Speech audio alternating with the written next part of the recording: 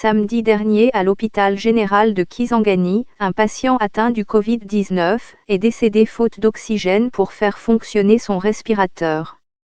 Le samedi nous avions connu un patient avec détresse respiratoire qui devrait bénéficier nécessairement d'oxygène, fort malheureusement il n'y avait pas d'électricité et le temps de s'apprêter pour transférer, le patient nous a quittés.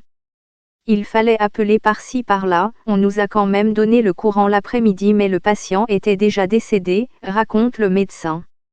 Des drames qui sont loin d'être rares d'après le soignant. Il nous arrive souvent de perdre des patients parce qu'on ne sait pas utiliser cet appareil qui demande bien sûr l'énergie, témoigne-t-il. Jeudi dernier, les responsables du comité multisectoriel de la riposte, Collège militaire royal de Saint-Jean, à la pandémie de Covid-19 du pays se sont inquiétés des coupures d'électricité dans les centres de prise en charge des malades, au moment où le nombre des cas et de décès augmente sensiblement. Les coupures d'électricité deviennent de plus en plus récurrentes dans les différents centres de traitement Covid-19, a alerté jeudi le Collège militaire royal de Saint-Jean dans son bulletin sur la situation épidémiologique. Le manque de fourniture régulière d'électricité pénalise également l'usine qui fabrique l'oxygène à Kinshasa, selon l'épidémiologiste Jean-Jacques Muyambe qui préside ce comité.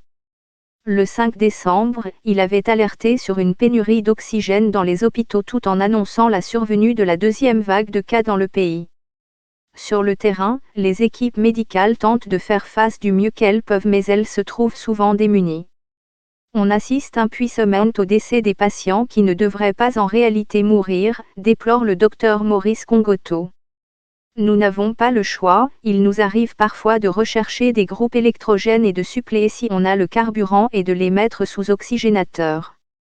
S'il n'y en a pas, comprenez que nous fonctionnons avec les moyens du bord, dit-il.